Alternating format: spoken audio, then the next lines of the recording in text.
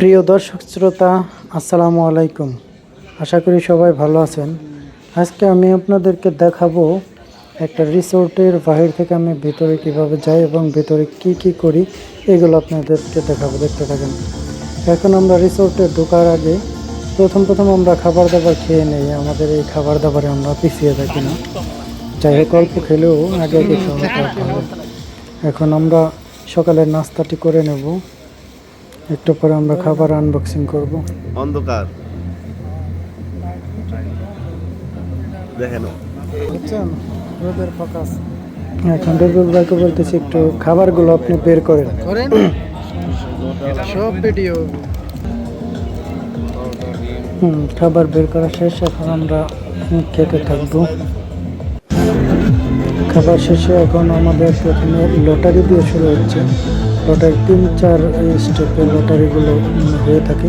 ফার্স্টের দিকে হয়, মাঝখানে আবার অন্যান্য অনুষ্ঠান হয়, এরপরে অন্যান্য কোনো অনুষ্ঠান হয়, একদম লাস্টে যেটা ভিআইপি পুরস্কার সেটা হয়। 3 স্টেপে হয়। এটা প্রথম স্টেপগুলো চলতেছে লটারির। মানে এখানে যারা আমাদের ম্যানেজমেন্ট কিংবা আমাদের পার্মানেন্ট রয়েছে সবার জন্যই আর কি লটারি থাকে।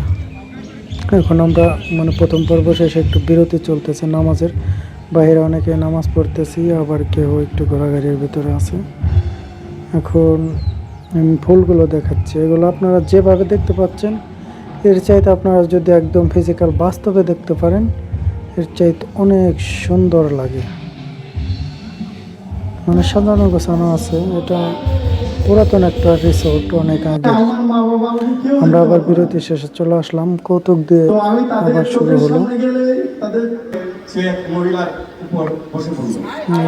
চিকেন টিনজান আবার কৌতুক বলতেছে। আপনি কি করলেন আমার উপরে বসলেন? হ্যাঁ, তখন তরুণ দা অনেক চেষ্টা করলো তাকে বোঝানোর, বুঝলো না।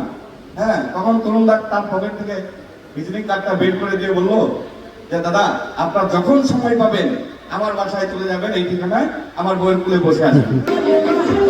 কৌতুক শেষ হবে, একটু হালকা গান হইতেছে।